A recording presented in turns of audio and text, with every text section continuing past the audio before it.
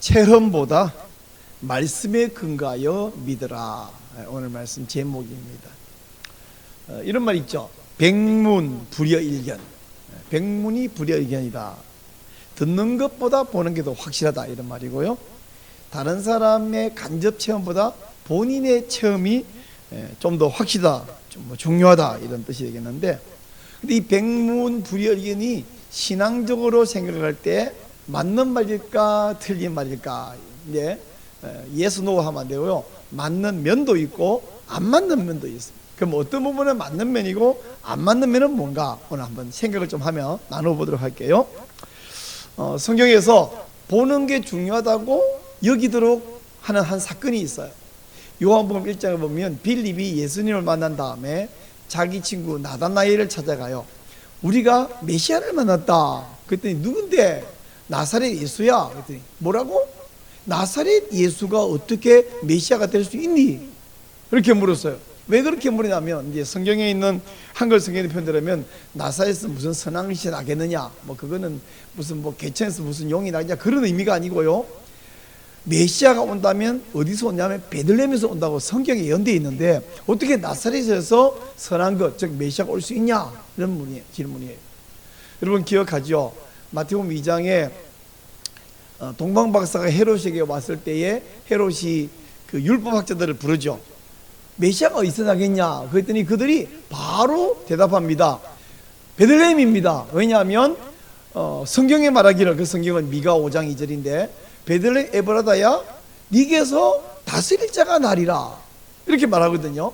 그 말을 이미 모든 그 당시 바리새인들, 율법학자 다 알고 있었고, 이 나다나엘은 예수님이 만난 이후에 네가 무화과 나무 아래 앉아 있는 모습을 내가 보았다, 이런 말씀을 예수님이 한데, 무화과 나무에 앉은 것은 잠잤다는 뜻이 아니고요. 그 당시 사람들이 무화과 나무 아래라는 것은 주로 토라를 묵상하는 장소, 토라를 읽고 고민하고 연구하는 장소였기 때문에, 즉 네가 요즘으로 말하면 도서관에서 너 깊이 공부하는 연구하는 모습 내가 봤다, 이거 비슷한 말이거든요. 그러니까 이 나다나엘은 굉장히 학적인 사람에다가 굉장히 탐구하는 사람이에요. 근데 빌립은 나다나엘의 이 학구적이고 합리적인 질문에 대답할 준비가 안 됐던 거죠. 그래서 그때 빌립이 하는 말이 굉장히 유명한 말입니다. 와서 보라, 이러거든요. 이 와서 보라, 헬라어로는 에르코카이 이데, 이제 영어로 말하면 come and see잖아요. 여기서 와서 보라, 이 말은 그러면 백문이 불여일견이란 말일까? 그런 말은 아닙니다.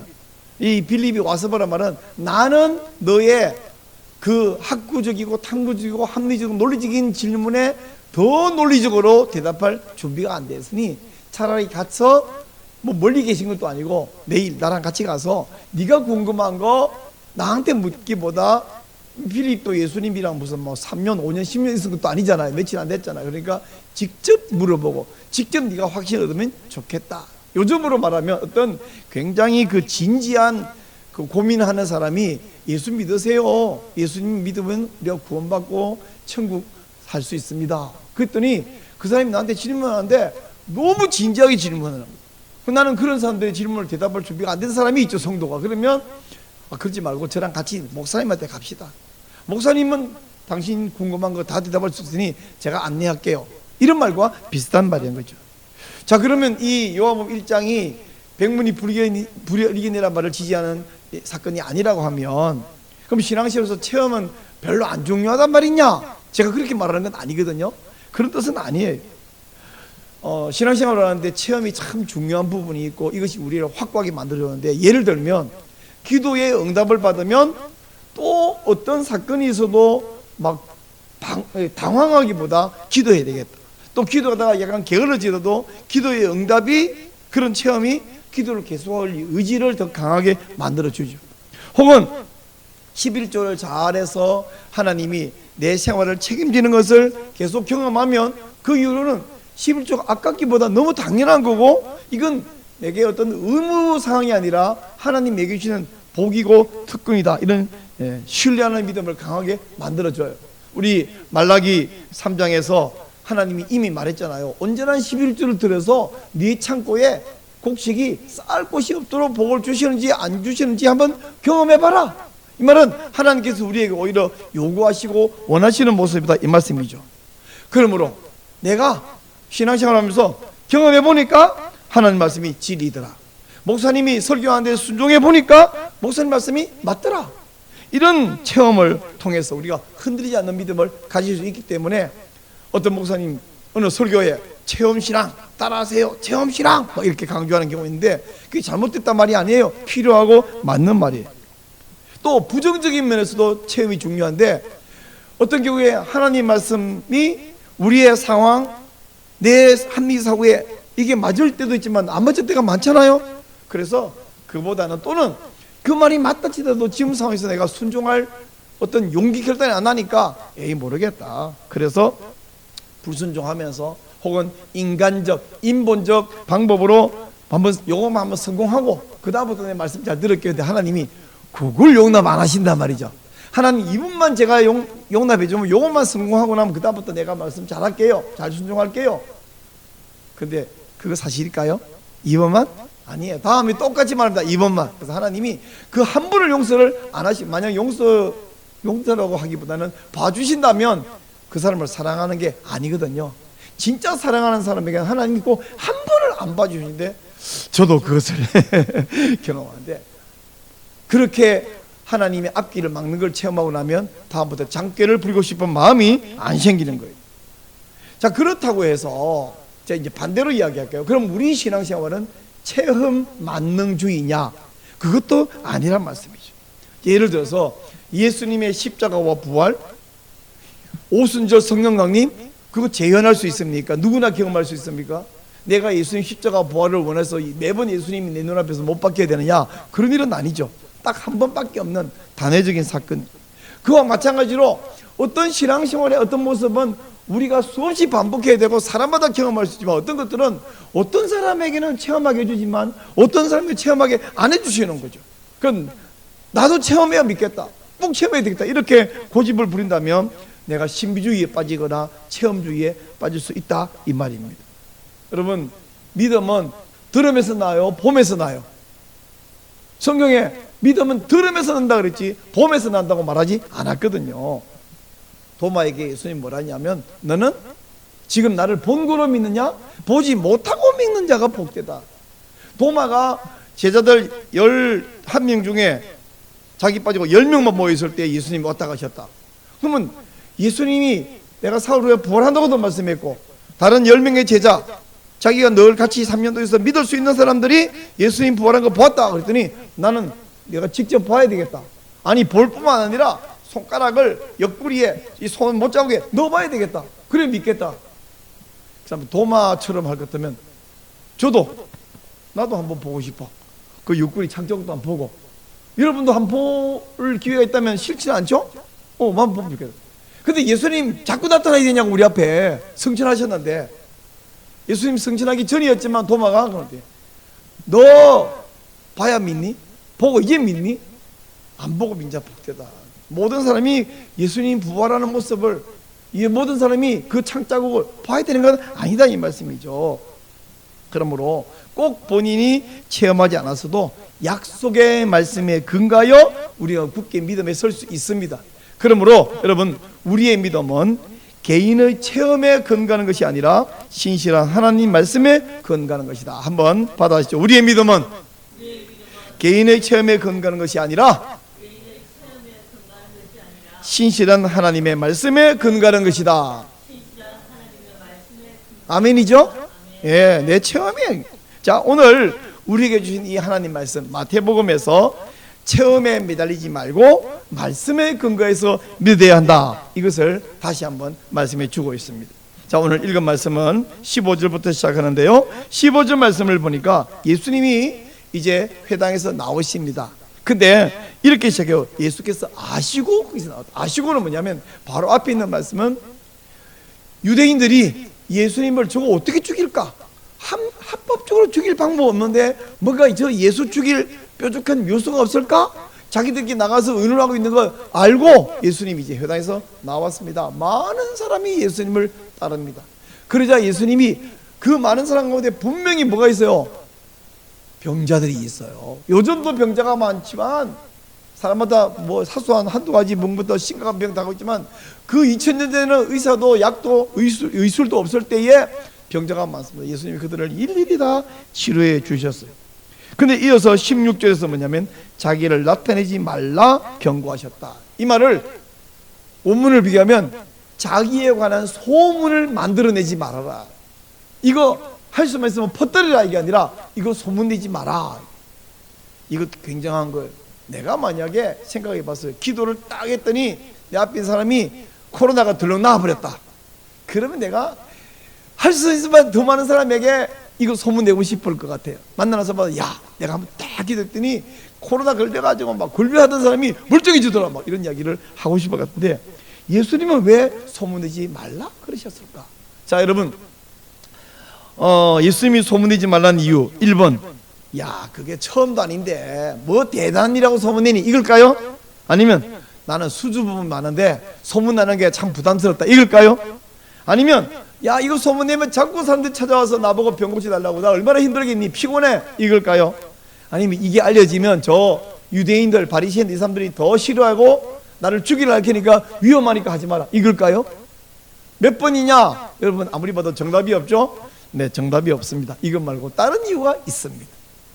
그 다른 이유가 정답인데 그 정답은 17절에 나오죠. 이는 했어요. 이는인데 이 한글 구조가 재미있는 게 이는 선지자 이사야를 통해 말씀하신 바, 그리고 저 21절 끝에 가니까 함을 이루려 하십니다 이렇게 돼 있잖아요. 이게 헬라어나 영어의 구조는 뭐뭐뭇을 위하여 이렇게 돼 있는데 이루려 하십니다 이게 17절에 같이 포함되어 있어요. 그 다음에 18절부터 21절 가운데까지는 이 따옴표 속에 들어가는 거거든요. 그 따옴표 속에 들은 내용은 어디서 따왔냐 그러면 이사야서 42장 1절부터 4절에서 따와가지고 여기다 집어넣었어요. 그래서 한글은 그걸 집어넣고 마지막에 이루려 하십니다 되어 있는데 헬라 원래 또 영어 성경을 보면 이게 뭐뭐뭇을 이루려 하십니다 땡땡 이렇게 해서 쭉 이렇게 되어 있단 말이죠. 자, 그러면 이사야 42장에서 메시아가 오시면 메시아는 이런 모습일 것이다. 이사야의 표현은 메시아라고 하지 않고 여호와의 종 이렇게 했어요. 여호와의 종의 모습은 이러하다 이렇게 말했어요.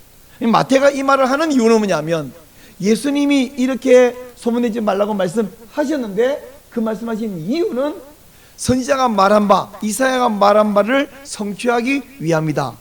이 말은 지금 마태복음은 유대인 성도들에게 말해주고 있는 거잖아요. 자, 너희들 성경 알지? 이사야 특별히 잘 알지? 이사야가 메시아에 대해서 이렇게 말한 거 알고 있지? 바로 그 말씀을 이루려고 이렇게 말씀하신 거야. 그러니 너희들이 경험한 예수와 이사야가 예언한 예수, 그리고 실제적인 그 예수, 그분하고 셋 중에 자 비교해 보자. 예수님 여기 계셔. 이사야는 이렇게 말해서 너희들 이렇게 경험하고 있어. 예수님과 이사야의 말이 일치되는 게 중요하겠니? 예수님하고 너희들 경험하고 일치되는 게 더 중요하겠니? 어느 게 중요하다는 이야기예요. 예수님과 내 경험보다는 예수님과 이사야 예언이 일치한 게 더 중요하다 이 말이지. 보세요. 예수님이 자기를 따른 사람 병을 다 고쳐줬는데 그로부터 30년 후에 예수님은 성천하셨고 마태는 계속 복음을 전하고 다니는데 복음을 전하고 예수 믿고 예배드린 이분들에게 여전히 질병이 있죠. 자, 이제부터 교회 나오고 마태의 설교 듣고 기도하는 모든 사람은 병마다 다 나았을까요? 안 나았을까요? 나은 병이 있는지 모르지만 안 나은 사람이 여전히 많아요. 그러면 많은 사람들이 왜 내 병은 치료 안 해주시는 거예요? 그럼 내가 예수님을 따르는데 나한테 나아진 게 뭐죠? 그 예수님이 내가 믿고 따르는 게 이게 제대로 된 게 맞나요? 이분이 우리를 구원할 반데 병도 하나 구원 못 해주는데 무슨 지옥을 구원해 줍니까? 이런 생각이 들 즈음에 마태가 봐라, 원래 예수님은 이 다 고쳐줬어. 근데 니들 병이 안 고쳐져. 근데 이사야가 예언한 거는 맞잖아. 그럼 네 체험이 중요해? 성경이 중요해.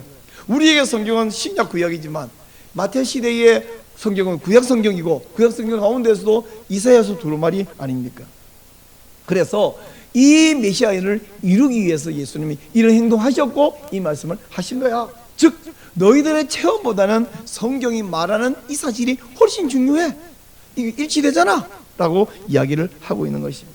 자, 그러면 이사야 42장을 우리 찾지 않아도 제가 미리 찾아봤는데 이사야 42장에서 말하고 있는 여호와의 종, 메시아를 이사야가 그렇게 표현했는데 모습은 어떠하냐?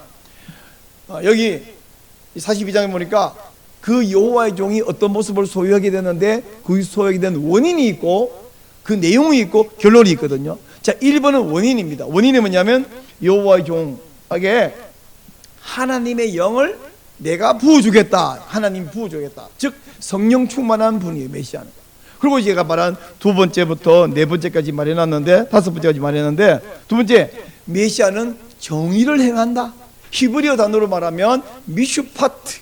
왜 제가 미슈파트 어려운 말을 가져가면 정의 한 단어에 다 들어가는 게 아니라 정의, 공의, 심판 이런 단어가 다 들어가기 때문입니다.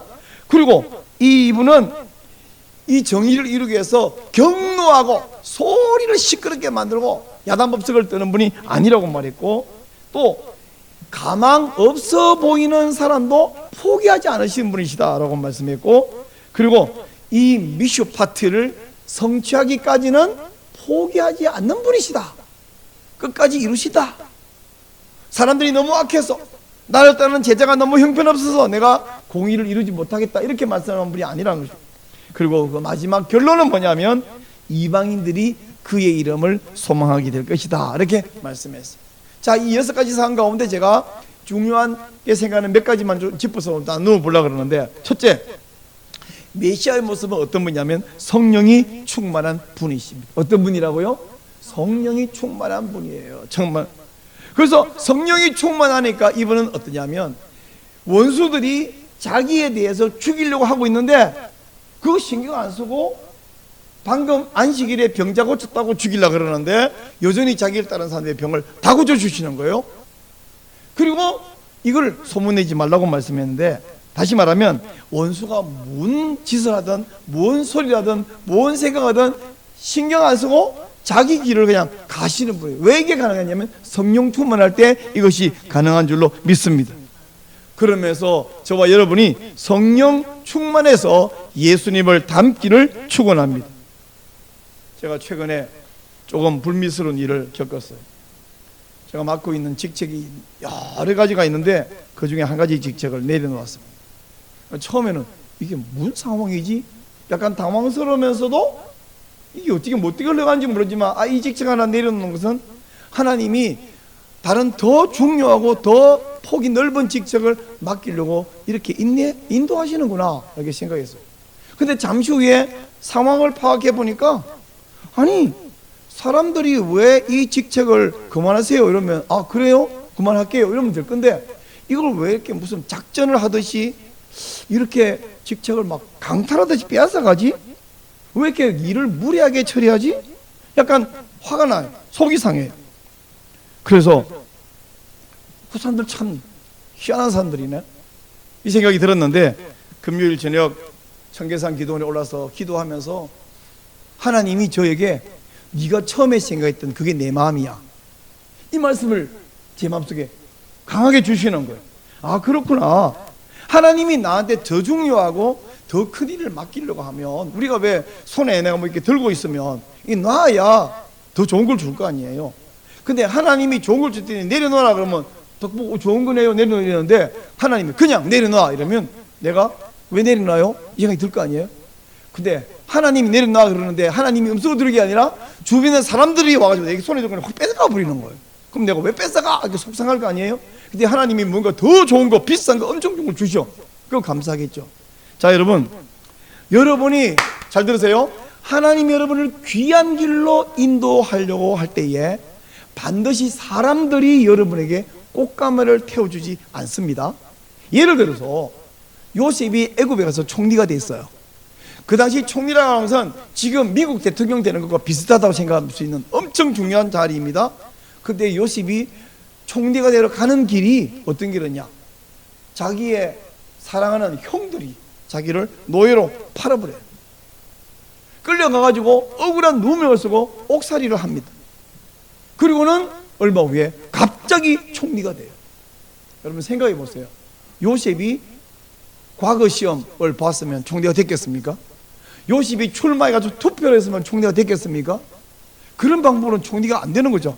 하나님이 미리 얘야 너 총리 시킬 테니까 고생을 참으라 이런 말을 했으면 좋았겠는 것 같은데 그 네 생각이고 하나님은 그런 생각을 안 하고 그런 말씀을 안 하시는 분이십니다. 만약에 총리가 될 것이 계획되어 있다면, 아니 팔려가면 어떻고, 욕을 먹으면 어떻고, 누구한테 좀 맞으면 어떻고, 억울한 옥살이를 하면 어떻습니까? 애국 총리가 된다면 감옥살이 괜찮아요. 2년이 아니라 20년 이후에 애국 총리 된다면 그것도 감수할 만할 것입니다. 그러므로 여러분, 성령이 충만하면요, 사람들이 나한테 어떡하냐, 야 다 좋은데 니들 왜 이렇게 난폭하고 무리하고 형이 돼가지고 동생을 보호하는 게 아니라 팔아먹고 있을 수 있냐? 나중에 요셉이 그런 말 했어요? 안 했어요. 당신들은 나를 헤아리고 있지만 하나님은 나를 들어서 애굽을 구원할 자, 온 세상을 구할 자로 삼으셨다. 이건 하나님의 뜻이었고 당신들은 하나님의 도구였을 뿐이야. 악인도 악한 날에는 적절하게 쓰임 맞는데, 이건 악하기 위해서 아니라 선하기 위해서 이 사람들을 일시 악한 역할을 하게 해버렸는데, 그거 오케이. 성령 충만하면 그렇게 갑니다. 예수님께서 성령 충만하면 저 악인들이 무슨 짓을 하고 어떻게 죽일, 예수님 그들에게 결국 죽어야 인류를 구원하셔요. 저런 나쁜 놈들 하지 않고 마지막 십자가에 죽으시면서도 저들의 죄를 사하여 주옵소서. 저들이 지금 무슨 짓을 하는지 모릅니다. 이게 가상칠언의 첫 번째 말씀이고, 스데반 역시 죽어가면서 같은 말을 한 거 아닙니까?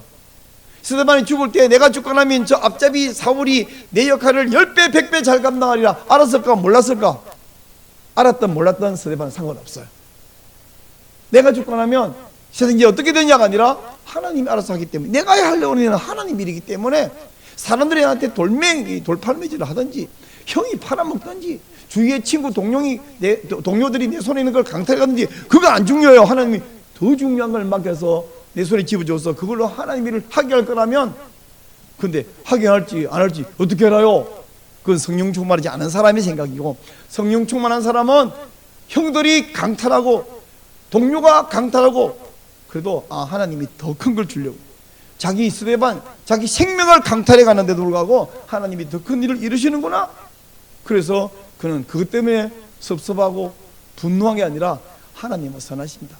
여러분, 성령 충만해서 사람들에게 꽃가마 태우지 않더라도 할렐루야, 하나님 바라보고 하나님이 더 귀하게 세워 서시는 것을 믿고 따라가는 여러분 되시기를 축원합니다. 자, 메시아의 두 번째 모습은 어떤 것이냐면 정의와 공의를 베푸시는 분이시다 말씀해 있죠. 또한 이 공의를 다 세우기까지, 이루기까지는 포기하거나 중단하지 않는 분이십니다. 자, 여기서 정의와 공의를 이룬다, 이 말이 바로 히브리어 말로 미슈파트. 제가 이 어려운 발음도 쉽지 않은 이 단어를 가져오는 이유는, 여러분 히브리어 단어 저랑 함께 많이 했지만 이 단어는 익숙하지가 않죠. 근데 미슈파트 단어 갖고는 이 한 단어 안에 정의, 공의, 그리고 심판이라는 단어를 포함하기 때문입니다. 왜 이게 포함되냐면 정의와 공의를 행하는 것 자체가 세상을 심판하는 행위이기 때문이에요. 미슈파트를 베풀고 미슈파트를 이루는 사람은 사람들의 눈치를 볼까요? 안 볼까요? 사람들이 좋아할까? 사람들이 무슨 생각할까? 그거 생각해서는 미슈파트를 이룰 수가 없어요. 최근에 제가 우리 조영길 변호사님이 아주 중요한 일을 하고 있는데 제가 옆에서 돕고 있어요. 모든 성경의 신적 권위 수호운동협회, 이름 되게 길죠. 하여간 성경권위 수호협회를 만들고 여기 발기인들을 모셔드리고 행사를 진행하는 이 일에 내가 할 수 있는 영역에서 열심히 돕고 있습니다. 근데 여기 발기인으로 동참해 주십시오 해서 교수님들 모시고 목사님들 모시고 또 어떤 유능한 교수에게 여기 주제 발표해 주십시오 열심히 해놨는데 어떤 사람은 이 취지문을 딱 주니까 바로 동의하겠습니다 이러는데, 어떤 사람은 하루를 묵혀, 이틀을 고민해, 3일을 생각해, 어떤 사람은 심지어 누가 들어오나 눈치를 보고 있어. 총회장 들어오면 나도 들어갈게요. 또 어떤 사람은 들어오겠다고 했다가 그 다음에 저는 다음에 할게요, 저는 이런 사정을 못해요. 어떤 사람은 주제 발표하겠다 그래놓고 나서 아이고 누구 발표하니까 저는 안 해도 되겠네요, 빠져나가, 도망을 가. 이런 사람을 볼 때에 제가 생각나는 성경 말씀이 있습니다. 시편 78편 9절인데 시작. 에브라임 자손은 무기를 갖추며 활을 가져서나 전쟁의 날에 물러갔도다. 아니 하나님 편에 서서 싸우지 않을 거라면 활을 가지고 뭐 할 겁니까? 하나님 편에 싸우지 않는다면 유명한 큰 교회를 맡은 유명한 목사면 뭐하시고 신학대학원 교수면 뭐 할 겁니까? 하나님을 위해서 하나님 편에서 안 싸울 건데 그건 뭐 할 거냐고요. 지금 저 자유주의 신학자들은 비평신학이라고 하는 못된 것을 가르치면서 성경의 신적 권위를 공격하고 무너뜨리고 있는데, 이거 일선에서 전투에서 싸워야 될 사람이 안 싸울 거면 에브라임 제빵하고 활을 가지고 뭐 할 거예요? 활이 무슨 장식품입니까? 활 가지고 꽁이나 잡을 겁니까? 그 손에 활을 쥐어준 것은 하나님을 대적하는 사람들을 물리치라, 하나님의 명령이잖아요. 지금 또 성혁명 세력이 하나님과 성경과 교회를 계속 집요하게 공격하고 있는데, 많은 목사들이 사망의 잠을 자고 내게 강 같은 평화 넘치다. 지금 강 같은 평화가 넘치는 게 아니라 강둑이 막 무너지고 막 지금 전남하고 있는데, 그걸 막을 생각하고 자기 집에 앉아서 강 같은 평화가 넘친다. 전혀 무관심한 사람이 많은데, 저는 확신합니다. 그런 사람들의 그 자리를 사울처럼 자리를 빼앗아서 다윗에게 주실 줄로 믿습니다. 하나님께 충성하는 사람에게 하나님의 목장을 맡기고 하나님의 교회를 맡기고 하나님의 나라를 맡기지, 하나님의 관심에 무관심한 사람에게 계속 그 자리 주겠어요? 물론 금방 뺏지는 않습니다. 사울도 긴 기간, 사울이 회개할 기회도 주셨고 다윗이 준비할 기회도 주셨고 시간이 좀 길었어요. 오늘 말한 데가 내일 이렇게 하지는 않습니다, 하나님은. 그러나 결국에는 사울처럼 그 자리를 뺏어서 다윗에게 주실 줄을 믿습니다. 지난주 목요일에 슬프게도 대부분에서 우리가 그렇게 기도했던 재판하다가 지고 말았어요. 무슨 이야기냐? 우리가 동성 커플에게 건강보험료 피부행자 자격을 인정하지 않게 해달라고 날마다 기도했잖아요.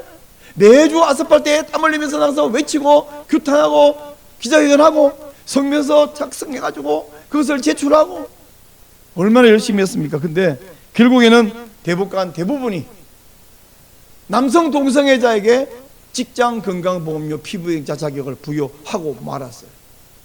우리가 직장 건강보험료 피부행자 아니면 건강보험 혜택을 못 받냐? 아니에요. 지역 건강보험료 있잖아요. 남성 두 사람이 무슨 부부입니까? 그렇다고 소위 말하는 사실혼관계, 사실혼관계입니까? 아무것도 아니에요. 그런데 불구하고 평등의 원리 어쩌고 하면서 너무 속상합니다.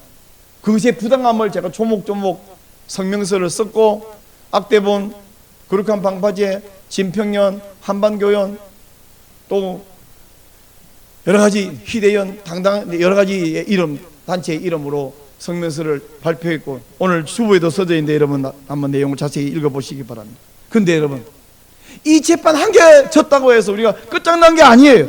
우리는 포기하지 않고 계속해서 싸울 것입니다. 그 재판은 동성혼 합법화의 디딤돌을 놓았습니다마는 우리는 그 디딤돌을 밟고 동성혼이 합법되지 못하도록, 차별금지법이 통과되지 못하도록 끝까지 싸울 것입니다. 종교개혁자 마틴 루터에게 이런 에피소드가 있어요. 그가 종교개혁 얼마나 힘듭니까? 모든 사람과 싸워야 되고 온 세계와 싸워야 되는 상황이었으니까요. 그 당시에 로마 가톨릭 교회는 온 세계를 지배하는 거대한 단일 종교 아닙니까? 그 교회와 교황과 싸워야 되는 루터 얼마나 힘들어 지쳐 있을 때에 포기하려고 의기소침했을 때 어느 날 그의 부인 카트리나 폼보라가 상복을 입고 나왔더래. 깜짝 놀라서 왜 그러냐? 누가 죽었냐? 네, 하나님이 돌아가셨어요. 무슨 소리를 하고 있냐고! 하나님이 돌아가시더니 그렇게 모독적인 발언이 했더니, 하나님이 돌아가지 않으셨다면 당신의 지금 이 모습이 나올 수가 없습니다. 하나님이 살아계시는데 어떻게 당신이 지치고 포기하고 그만두고 이런 마음을 가지고 이런 생각할 수 있습니까? 이제 이 여자가 대단한 여자죠. 루터가 정신이 번쩍 들었어요. 그리고 다시 일어섰습니다. 그리고 루터가 지었던 찬송이 바로 내주는 강한 성이요, 이 찬송입니다.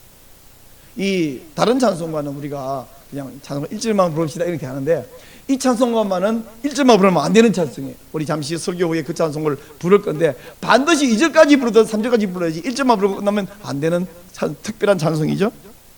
자, 이제 우리가 결론적으로 이 메시아의 모습은 뮤슈파트를 추구하고 그 결과 어떤 결론이 생기냐면 이방인들이 그의 이름을 사모하고 그의 이름을 믿고 그 이름을 붙들고 그 이름을 부르며 그 이름 앞에 나오게 될 것이다. 이것이 결론입니다. 예수님께서 기적적으로 질병을 많이 고쳐주셨는데 그거 치유하지 말라라고 말씀하신 이유, 그리고 목적은 뭐냐면 이사야가 말한 메시아의 예언을 이루기 위함이다. 마태가 말했죠. 그리고 이사야 42장에서 이사야는 메시아의 모습은 성령이 충만하고 미슈파트를 이루는 분이다 라고 말씀했어요. 그러므로 이제 여러분에게 말합니다. 성도는 개인의 경험이나 어떤 영적인 신비한 체험, 이 영적인 체험은 신비하잖아요. 신비한 우리 다 좋아하잖아. 새로운 거, 남이 못하는 거, 내가 평소에 못하는 거. 그리고 또 한 가지, 내가 뭔가 이룬 거, 내가 학위를 가졌다, 내가 사업을 성공해서 어떤 지위를 가졌다, 이런 것에 연연하고 거기에 내 믿음의 근거를 두면 안 된다, 이런 말씀이에요. 전능하시고 영원하신 하나님의 능력과 그 신비에 비해서 내 경험, 내 체험, 내 소유, 내 능력 혹은 주변 사람 사이의 내 인기나 관계, 이거 얼마나 알량합니까? 제가 체험은 중요하다고 말을 했어요. 기도 응답의 체험 혹은 하나님 11주 잘 지킨 경험의 체험 뭐 등등 우리 체험 신앙 중요한데, 근데 만약에 내가 신비한 것을 경험했으니 하나님은 분명히 계신다거나, 내가 병이 나았으니 하나님은 살아계시고 전능하다거나, 내가 성공했으니 하나님은 선한 분이다거나, 이런 식으로 내 경험을 걸고 거기다가 믿음을 갖다 걸면요, 무한하시고 전능하신 하나님을 내 체험 속에 가두는 거예요. 그러므로 여러분, 내 개인의 그 알량한 체험이나 경험보다 하나님이 약속하신 말씀, 신구약 성경 말씀의 근거를, 믿음의 근거를 두시고 굳건하게 서시기를 축원합니다. 하나님은 어떤 사람에게 어떤 체험을 하게 하실 수 있어요. 제가 좋아하는 건 아니지만 기도하다가 이가 금리로 바뀌었다는 사람도 있던데, 왜 그러시는지 모르지만 금리로 바꾸는 것도 하나님은 가능해요. 어떤 사람은 다리가 길어졌다고 그러는데, 짧은 다리가 길어지게 할 수 있어요. 그러나 신앙생활 하는 목적이 다리 길어지는 게 아니고 이가 금으로 바뀌는 게 아니거든요. 그리고 금 이가 바뀐 걸 보니 하나님이 계시다, 하나님 전능하다, 이런 게 아니라고요. 금리로 안 바꾸고 이가 썩어 빠지는 경우가 있어도 하나님이 그걸 치료 안 해주셔도 하나님은 살아계시고 전능하시고 사랑하시는 것을 믿으시기 바랍니다. 지난 목요일 재판 져버렸어요. 우리 얼마나 기도했는데, 날마다 기도했죠. 우리 가족들도 우리 교회 날마다 기도했어요. 우리가 얼마나 매주 나가서 우리 한반교인 중심으로 매주, 또 우리 동반년 집행위에서 한 달에 한 번씩 국회의원 10명의 의견서를 받아서 대부분에 제출하고 우리가 할 수 있는 방법은 다 썼지만 재판 졌어요. 그 재판 진 거 보니 하나님은 우리를 안 돕는다거나 이런 거 아닙니다. 하나님은 우리 편이셔요. 하나님 우리에게 승리케 하셔요. 내 경험, 이번 재판에서 이겼다 졌다거나, 내가 이번에 진짜 어려움에서 나왔다 못 나왔다, 혹은 어떤 사람은 아깝게 죽어버렸다. 우리 박경배 목사님 위해서 우리 기도했잖아요. 근데 천국 가셨어요. 아까운 분이에요. 그럼 그분 없으면 이 세상이 망하거나 한국교회 망합니까? 아니에요.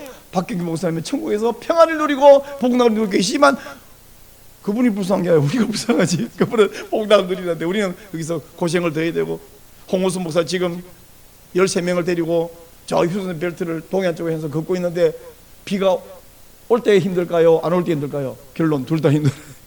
너무 더워서 힘들고 너무 폭우가 쏟아져 있는데, 그러나 힘들어도 같이 걷고 우리가 할 수 있는 일을 합니다. 이제 여러분, 우리의 믿음은 내 체험, 이번에 성공감, 신비한 체험, 특별히 병이 났거나 어떤 거기에 걸지 말고 말씀에 걸고 말씀에 근거하여 믿음을 세우시기를, 굳건하게 세우시기를 축원합니다. 왜냐하면 성경은 하나님의 말씀입니다. 아멘. 성경은 생명입니다. 아멘. 성경은 하나님 자신이십니다. 아멘. 다시 말하지만 여러분은 자신의 경험 혹은 체험, 어떤 소유, 어떤 능력, 거기에 근거하여 믿음을 걸지 말고 하나님 말씀에 근거하여 흔들리지 않는 믿음을 소유하시기를 축복합니다.